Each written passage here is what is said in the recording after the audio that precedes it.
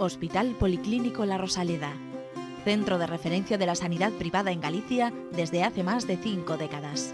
La Rosaleda cuenta con el mejor y más completo cuadro médico.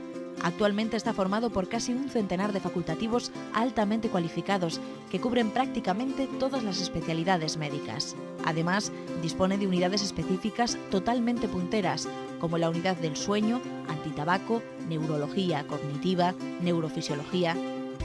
El hospital está dotado asimismo con la tecnología más avanzada, ofreciendo a sus pacientes las máximas prestaciones sanitarias con los más vanguardistas medios de diagnóstico, quirúrgicos y asistenciales.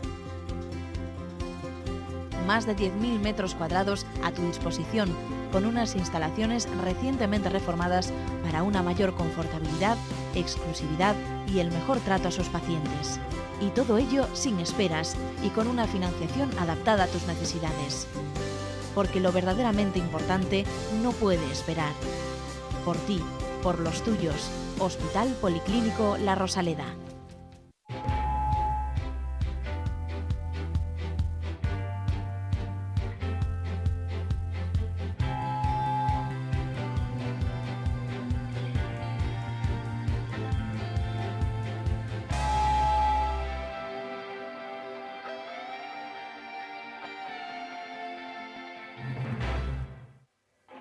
Hola, bienvenidos. Otra semana acompañándoles para hablar de salud en Falando de Saúde, aquí en la televisión del Correo Gallego, donde vamos a tratar temas yo creo que bastante interesantes, a raíz de lo que me ha dicho, de lo que tenemos que hablar hoy, mi compañera María Almodóvar, a quien le doy la bienvenida. Hola, María. Hola, ¿qué tal, Ignacio? ¿Una semanita más juntos? Otra más, encantada. ¡Ay, qué bien! Así da gusto, le pone a uno el ánimo para arriba.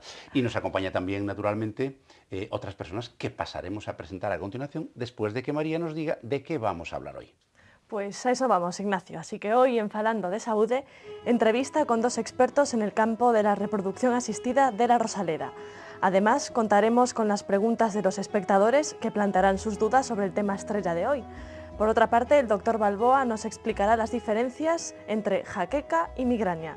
Y por último, veremos un reportaje que nos enseñará a elegir los alimentos que pueden ayudarnos a ser más felices.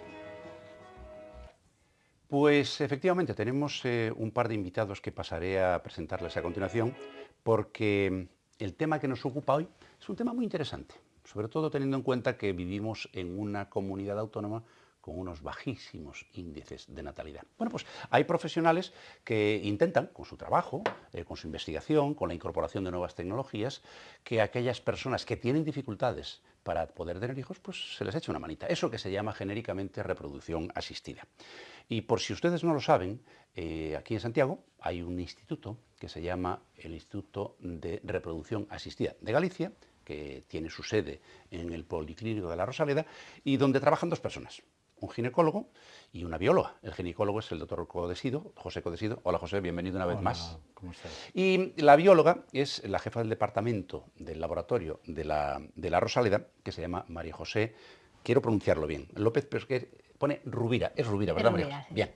Bueno, pues ellos nos van a contar qué es eso de la reproducción asistida, por qué un instituto. José, a ver, en términos sencillitos para que lo entienda hasta yo. ¿Qué es la reproducción asistida y en el IRAGA qué es lo que hacéis a ese respecto? La reproducción asistida, las técnicas de reproducción asistida son aquellas técnicas médicas que tratan de ayudar y de hacer posible que las personas que no consiguen tener hijos por un problema de infertilidad o de esterilidad y que no consiguen el embarazo, el hijo, pues aplicar técnicas para que esto sea posible y lo consigan. Y entonces en el instituto os dedicáis a poner en marcha esas técnicas. Exactamente, nosotros hacemos todo tipo de técnicas. Las técnicas más conocidas y las más habituales es tanto la inseminación artificial como la fecundación in vitro, o bien mediante donación de ovocitos, y son las técnicas, por decir así, básicas, los pasos básicos, pero se engloban un montón de técnicas y de tratamientos, tanto médicos como incluso quirúrgicos, para ayudar a estas parejas. Naturalmente, cuando hablamos de reproducción asistida, hay 2 elementos fundamentales, obviamente. Uno es el espermatozoide y otro el ovocito.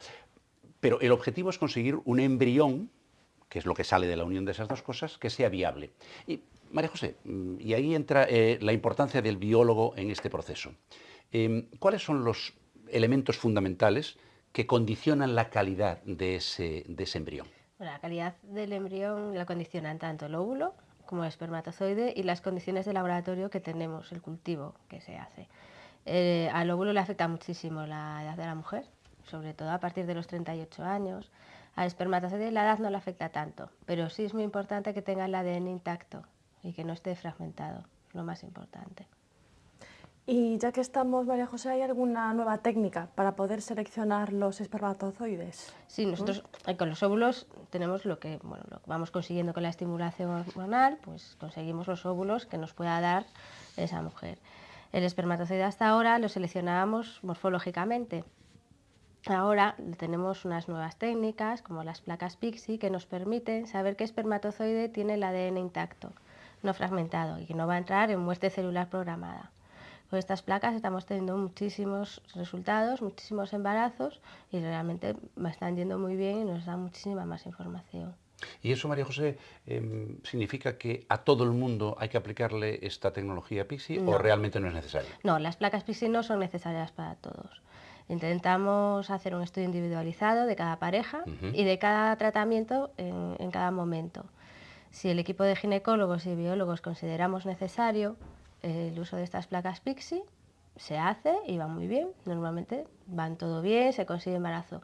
Pero esto no significa que todas las parejas necesiten este tratamiento. ¿En qué porcentaje más o menos estamos hablando que las utilizáis? ¿10, un 15, un 20, un 50? Sí, normalmente un 30% de las parejas pueden utilizar estas placas. Que por las Pixi. técnicas normales no va bien. Claro. Ya es parejas que tienen que hacer una microinyección espermática, no parejas que hagan una inseminación artificial.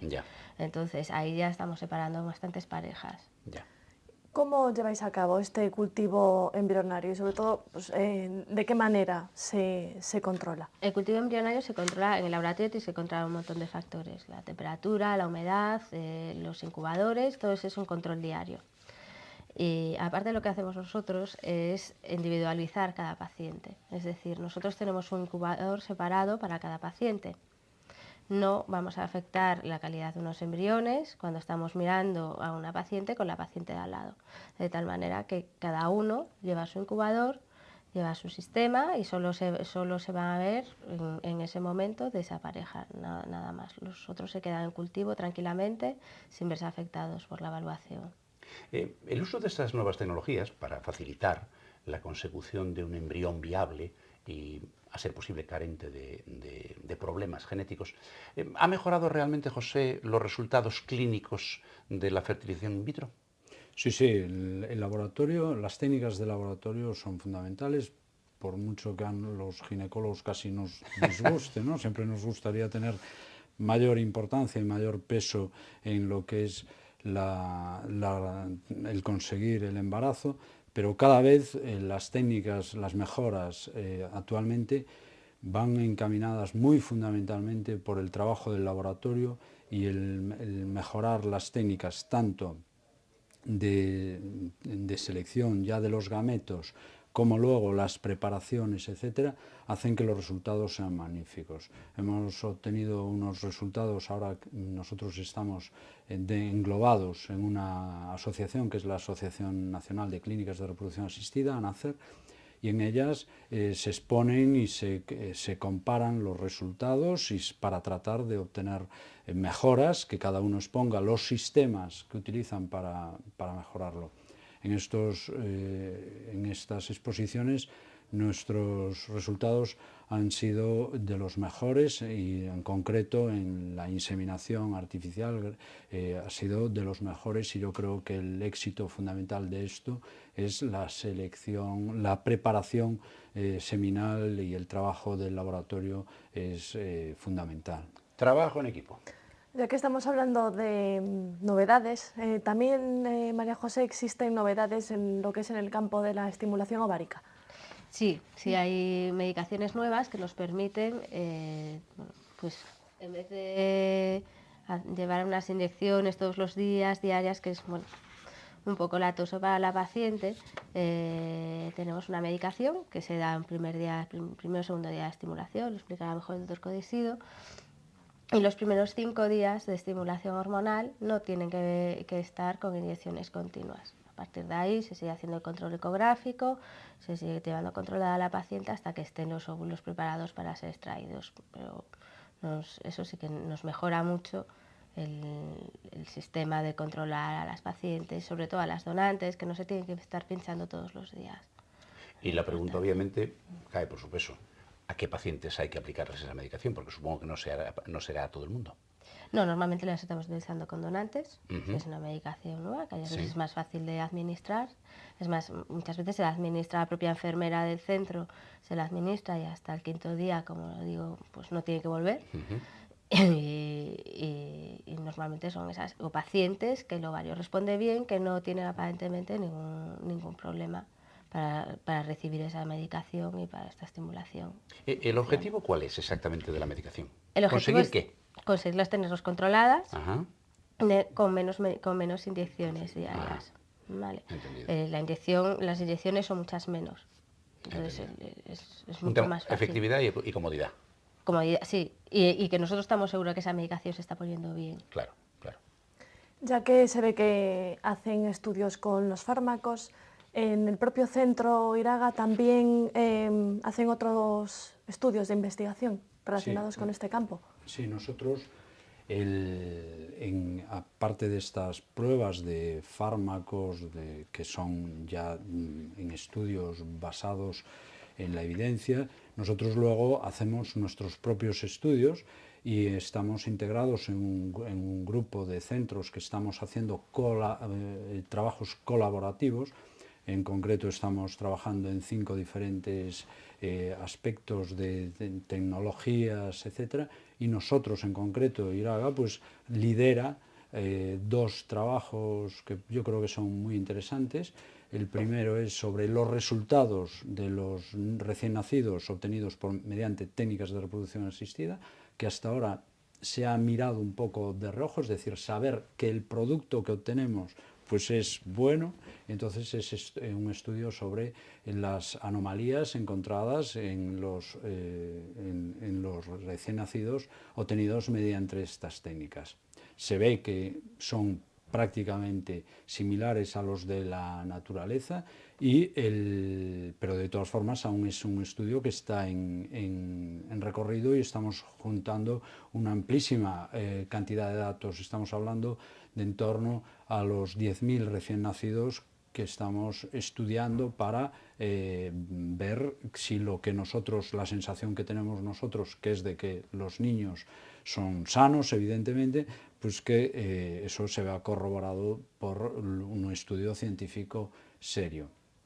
Y otro aspecto es el aspecto de psicología, que estamos haciendo un trabajo multicéntrico para ver cuáles son las mejores técnicas a aplicar tanto en los pacientes como en las evaluaciones de donantes, etcétera, de las técnicas de reproducción asistida, la valoración psicológica, cómo debe de hacerse y cuáles son los apoyos que podemos darles.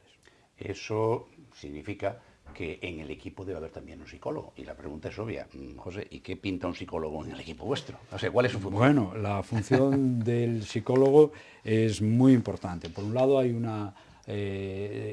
nosotros lo hemos incorporado ya definitivamente al equipo. Antes hacíamos trabajos colaborativos con personal externo, ahora ya está integrado dentro del equipo y el psicólogo.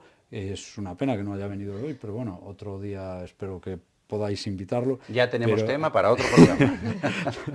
Pero bueno, la ley establece ya de entrada que hay que los pacientes que se someten a las técnicas de reproducción asistida deben de tener una buena salud psicofísica y entonces deben de ser evaluados tanto las parejas que se someten a una técnica y desde luego para las donaciones siempre deben de hacerse. Entonces lo hemos incorporado y su función es valorar el estado psicológico general tanto de pacientes como de donantes. ¿Y de qué manera puede ayudar este psicólogo a las parejas que son infértiles, doctor? Básicamente, todas estas técnicas generan estrés, generan ansiedad, incluso pueden generar depresión y a veces, bueno, crear obsesiones, incluso de obsesionarte con el tema, ¿no?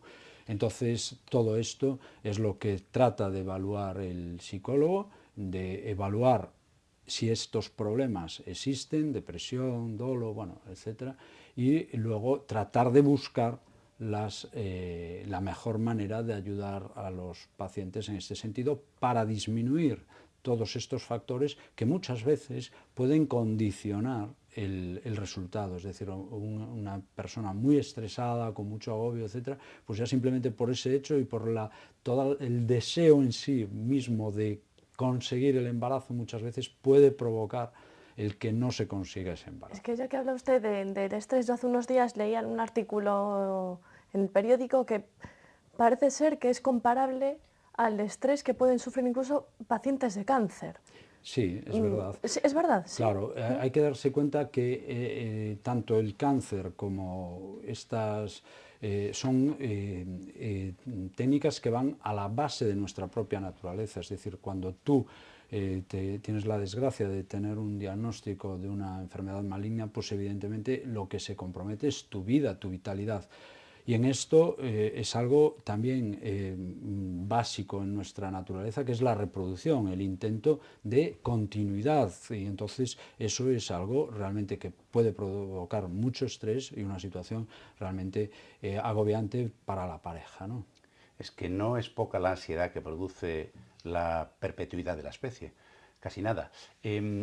Y José, ¿cuáles son las técnicas habituales que utiliza un psicólogo a la hora de apoyar a una pareja o a una paciente en estos casos? Sí, hay unas técnicas básicas, la interiorización del problema, el hacerle ver que realmente hay un problema de estrés, de ansiedad, de depresión, lo que sea, y luego el tratarlo de corregir con técnicas de relajación, técnicas de autocontrol para poder superar el problema. También técnicas a facilitar la expresión de los problemas, bien en la propia pareja o incluso con su entorno social, que a veces puede resultarles agobiantes, ¿no? Y entonces son estas técnicas de planificar todo el procedimiento y hacérselo ver cómo va a hacer el proceso para evitar que eso cree estrés, pues eso hace que las técnicas puedan mejorar los resultados, que es el objetivo final, claro. No tengo yo muy claro si la gente en la calle sabe muy bien de lo que estamos hablando hoy. Seguro que cuando acabe el programa saben mucho más que al principio. Pero hemos salido a dar una vueltecita por ahí y preguntarle a la gente que nos hemos encontrado si sabe usted de qué va esto de la reproducción asistida, para qué sirve, qué problemas tiene. Vamos a hacer esa encuesta a ver qué nos contestan. ¿Reproducción asistida será de ayuda en el parto? ¿No? No sé. Pues no lo sé, la verdad, ¿quieres que te diga? No lo sé. Pues supongo que a la fecundación in vitro y ese tema no sabría decirte muy bien, la verdad. Pues creo que es una buena práctica, sobre todo para aquellas parejas que no puedan tener hijos y pueden tener esa posibilidad si lo desean. Me parece algo bastante bueno. Reproducción asistida a una persona una mujer que no puede tener hijos y que tiene que llegar a un tratamiento. Bueno, yo supongo que estará relacionada con los distintos métodos que hay, como inseminación in vitro, por ejemplo, básicamente. Aunque tengo entendido que también hay orientaciones de otro tipo, como de aconsejar en cuanto a metodologías más tradicionales, digamos, que no tienen por qué ser inseminación in vitro. Sí, bueno, pois é un control da reproducción, por decirlo así, de cuidar os embarazos para que cheguen a bo término. Si veo que no puedo y quiero tener, sí, ¿por qué no? Sí, recurriría. Sí que recurriría a ella, sí. Muy bien. Sí, desde luego, para mí sí. Muy bien. Sí, yo creo que sí, aunque también valoro, respeto a la gente que considera que son métodos artificiales y que no quiera hacerlo. Pois penso que sí, pareceme que sí. É unha boa técnica. Sí, a mí no me importaría, no tengo problemas con esas cosas. Muy bien. Habrá casos que sí, que serán justificados e outros, pero creo que ben. creo que todos los avances que son positivos. Bueno, pues ya han visto, de todo un poquito. Hay gente que ha oído, hay gente que no, bueno, de todo hay en la viña del Señor. ¿Y ahora qué nos toca, María? Pues ahora nos tocan las preguntas de la gente a nuestros invitados de hoy. Adelante con ello.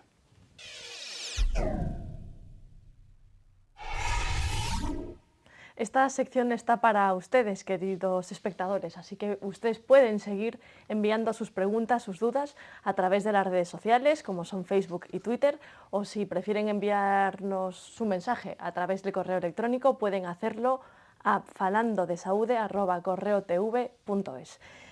Hemos seleccionado 2 preguntas, doctor, porque no tenemos mucho tiempo hoy. Carmen Vázquez, de Santiago, dice lo siguiente: si alguno de los miembros de la pareja ha tenido hijos con otra persona, ¿puede evitar hacer los estudios de infertilidad? A eso la respuesta es muy gallega, depende. En general no. Depende un poco la causa o la situación. Evidentemente depende mucho de cuántos años hace que ha tenido esos hijos. Normalmente ha pasado un periodo importante y entonces en ese tiempo puede haber habido modificaciones importantes que condicionen luego el tipo de tratamiento. Por eso es importante que el estudio sea lo más reciente y que tenga como mínimo un año de validez, es lo idóneo, para que luego no haya sorpresas en torno a los hallazgos cuando se realiza el tratamiento. Esta última pregunta tiene que ver un poco con las placas Pixi de las que hablaban al principio. Fernanda García, de Santiago, pregunta: ¿es posible que los embriones puedan despegarse, dice, tras una transferencia de embriones? Es decir, ¿qué ocurre en estos casos? ¿Se pueden caer de alguna manera? Sí, o sea, es un temor siempre evidente, ¿no? Nosotros depositamos los embriones en el interior del útero y ahí un poco perdemos el control.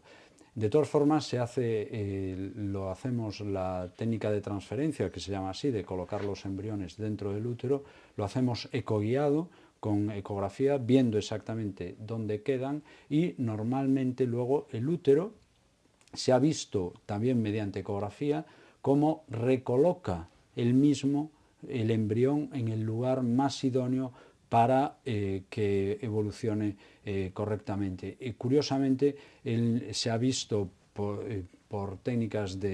diferentes estudios y diferentes técnicas de ver qué ocurre con esos embriones, que nunca lo expulsa. En realidad todas las técnicas que él hace es para colocarlo y anidarlo y cuidarlo. Es algo muy curioso y muy llamativo que a nosotros también nos sorprendió, porque temíamos que en algún caso se viese cómo salía el embrión y ocurre todo lo contrario. El útero trata de mantener ahí el embrión para que se desarrolle. Pareciera como si los embriones ya desde niños supieran lo que tenían que hacer para sobrevivir. La naturaleza es muy sabia. Bueno, ¿y ahora qué nos toca, María? Pues ahora, ¿no echas de menos algo?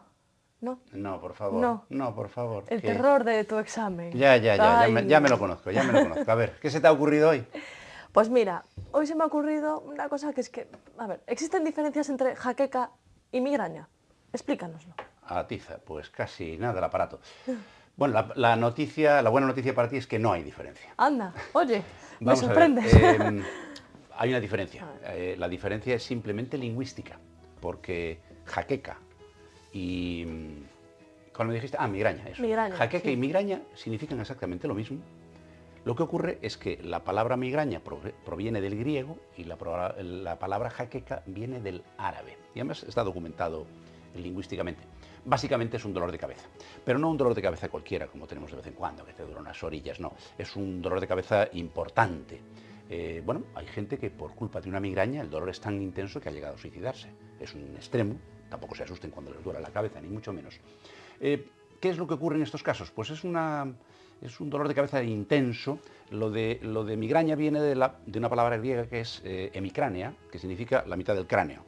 Cráneo es la palabra que significa lo que tenemos aquí, lo que rodea nuestro cerebro, y que en griego significa casco. Es decir, bueno, te duele la mitad del casco. Te empieza a doler la mitad, pero luego te duele toda. Y encima te pueden dar vómitos, náuseas, la luz te molesta, los ruidos te molestan, te quedas absolutamente hecho polvo, Es más, a veces hay que meterse en la cama y tirarse 2 o 3 días. Puede durarte desde unas horas hasta semanas a veces. Si se repite muy a menudo, la cosa tiene su enjundia y hay que naturalmente acudir a un especialista. De hecho, yo les recomiendo que si les pasan estas cosas con cierta frecuencia, se hagan una especie de pequeño calendario que le va a ayudar mucho a su médico de cabecera, al médico de familia, cuando les pregunte, porque se diagnostica por historia clínica, cuando les pregunte cuándo les duele, por qué les duele, cuánto les dura, qué les pasa, si han comido algo o han tomado algo, porque eso les va a ayudar mucho en el diagnóstico a la hora de decirle lo que realmente tiene. ¿Qué es lo que lo provoca? Pues miren, no está nada claro. No está nada claro. Hay múltiples teorías. La más reciente y la que parece que tiene, hasta donde la ciencia conoce ahora mismo, algo de verosimilitud, es que dentro de nuestro cerebro, por diferentes razones, y ahora le diré 3 o 4, se produce un trastorno químico, aparecen unas sustancias que lo que hacen es que inflaman algunas de las arterias cerebrales y hacen que se dilaten. Y eso es lo que duele, la dilatación de la arteria. De hecho, más de una vez ustedes habrán tocado aquí y notan cómo les late una arteria aquí fuera, la temporal, y si la aprietan parece como que se alivia, o le ponen un poco de hielo frío, alivia. Bueno, pues eso es lo que realmente provoca el dolor. Lo que sí está claro es que en el 90% de los casos, y esto es una enfermedad que afecta hasta, depende de las estadísticas, entre el 10 y el 15% de la población alguna vez sufre una migraña y algunos lo tienen crónico, lo que sí parece cierto es que hay un componente hereditario. En más del 90% de los casos de migraña severa hay antecedentes familiares, lo cual significa que hay una predisposición genética a sufrirlas. No quiere decir que todos los que hayan tenido familiares anteriormente migrañosos lo vayan a ser, pero sí hay una tendencia. Y luego hay unas determinadas circunstancias, a veces incluso alimenticias, que provocan los ataques. Por ejemplo, ¿quién no conoce la migraña del día siguiente a una buena borrachera? Yo me apunto. ¿Qué sucede en esos casos? Está provocado por el alcohol. La ingesta excesiva de alcohol primero te produce un montón de sueño. Y cuando te despiertas tienes un dolor de cabeza. Está provocada por esa alteración química dentro de las arterias cerebrales. Otras causas, pues alimentos ricos en tiramina. Y dirán ustedes, ¿y eso qué es lo que es? Bueno, pues es una sustancia que hay alimentos que son muy ricos en esa tiramina y que la gente que está predispuesta le dispara crisis de cefalea. Por ejemplo, ¿quién tiene mucha tiramina? Los chocolates. A mí me encanta y no me produce jaqueca, así que no se preocupen que lo pueden tomar. El alcohol, naturalmente, el queso muy curado, ese queso envejecido, también es muy rico en tiramina. Hay varios, no les voy a decir porque si no van a dejar de comer todo y no se trata de eso. Por tanto, resumiendo, jaqueca y migraña son lo mismo, un dolor de cabeza tremendo. Generalmente estoy hablando de la jaqueca que depende de uno mismo, es decir, lo que se llama una jaqueca primaria, porque hay otras secundarias que tienen que ver con la sintomatología de otra enfermedad, pero no le voy a hablar de esas enfermedades, si no van a acabar ustedes fatal hoy. Entonces, jaqueca y migraña es lo mismo, dolor de cabeza que puede durar desde horas hasta semanas, que te deja hecho polvo, que duele muchísimo y que no se puede curar. Lo que sí se puede es tratar, tratamiento sintomático, y ahí ya les obligo a que vayan a ver a su médico de familia para que les ponga el tratamiento que le corresponde en función de cuál sea la causa. ¿Enterado? Enterado, siempre se aprende, porque yo creí que eran diferentes, ¿eh? Ah, pues no, son lo mismo. Son diferentes lingüísticamente, nada más. Claro, nada más.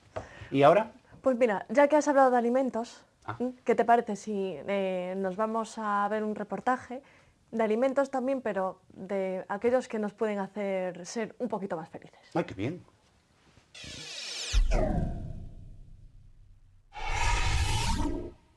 Nos encontramos una vez más con la doctora Rodríguez. Como saben, es la responsable, es la coordinadora de la unidad de chequeos del Hospital Policlínico La Rosaleda, y nos va a hablar pues de un tema pues bastante interesante y que no sabemos si encierra algún mito o no. ¿Es cierto que existen alimentos, doctora, que nos ayudan a ser más felices?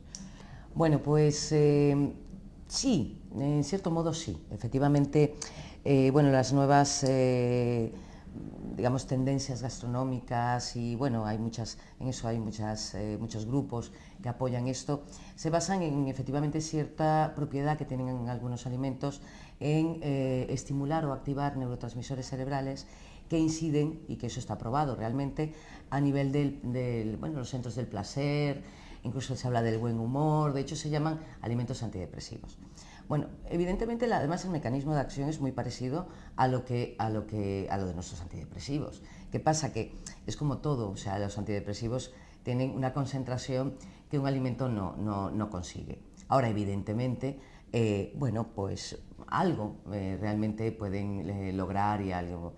Hay muchos, sabes que hay un listado, bueno, los hay también afrodisíacos, bueno, ahí ya eso ya es, pero bueno, para otro programa eso. Evidentemente no, y sobre todo porque evidentemente cuando uno está bien, pues cualquier cosa es afrodisíaca. Efectivamente.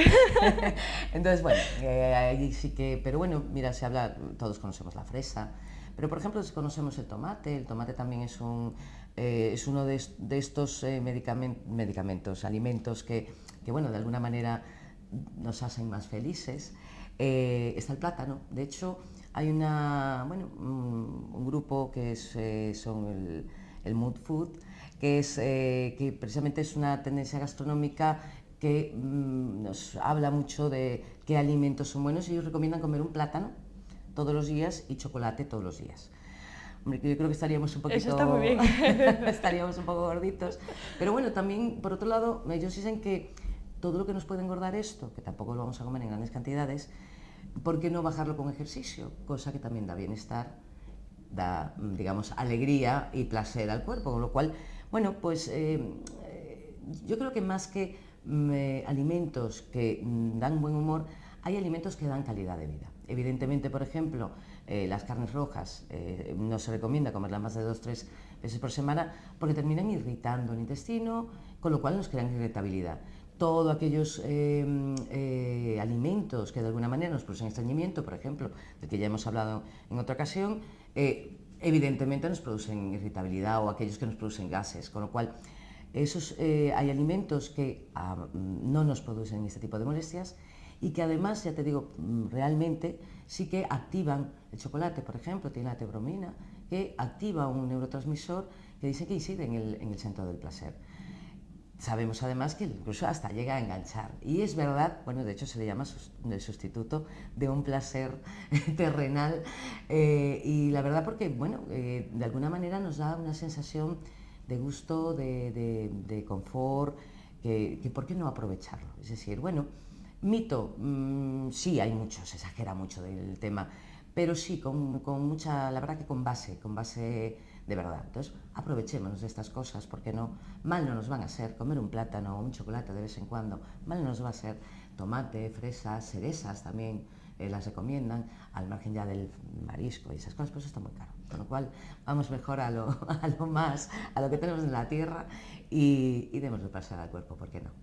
Pues qué mejor manera de despedir este reportaje con estos consejos de la doctora Rodríguez. Y bueno, al margen del marisco, que es verdad que está muy caro y que para los tiempos que corren, pues es mejor comer otras cosas que... Sí, unos tomatitos, unas fresitas... Que eso siempre está muy rico y nos viene muy bien. Efectivamente. Bueno, pues ya ven. Se nos acaba el tiempo, como siempre. Miren que estoy yo a gusto con ustedes contándoles cosas y aprendiendo de lo que nos cuentan, no nos cuesta nada, vienen gratis, nuestros invitados. Así que no me queda más que despedirlos. José Codesido, María José, muchísimas gracias por habernos acompañado. Volveremos a hablar esta vez con un psicólogo también, que es importante en el equipo del Iraga. Mi querida compañera María, muchísimas gracias una vez más. A ti. Me mete en cada embolado. Yo creo que se pasa toda la semana pensando en cómo puede meterme en apuros. Pues sí, pero nunca lo consigo. Bueno, pero porque lo que no sé quién lo sabe, y con preguntar arreglado. Y a ustedes, naturalmente, muchísimas gracias por acompañarnos, gracias por la lealtad, por estar ahí una semana tras otra, que nos da motivos para seguir viniendo una semana detrás de la otra, y así durante mucho tiempo. Vamos por la 6ª temporada. Tienen ustedes una paciencia aguantándonos. En fin, muchísimas gracias de nuevo, y hasta la semana que viene, ya saben, el mejor de mis deseos. Salud y suerte.